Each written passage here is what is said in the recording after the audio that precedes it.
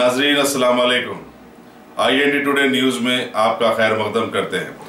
आइए देखते हैं ये तफसीलात। शहर हैदराबाद की ट्रैफिक पुलिस ने गांधी जी की यौम शहादत के मौके पर शहर के तमाम चौराहों पर उन मुजाहिदीन आज़ादी की याद में यौम शहीदा मनाया। आमतौर पर मुल्क की आज़ादी के लिए अपनी जान कुर्बान करने वालों को याद नहीं किया जाता। काबिल मुबारकबाद है हैदराबाद ट्रैफिक पुलिस, जिसने एक मुस्तहसन इक़दाम के जरिए मुजाहिदीन आज़ादी की याद को ताज़ा किया और नौजवान नस्ल को मुजाहिदीन आज़ादी की तारीख से वाकिफ करवाया।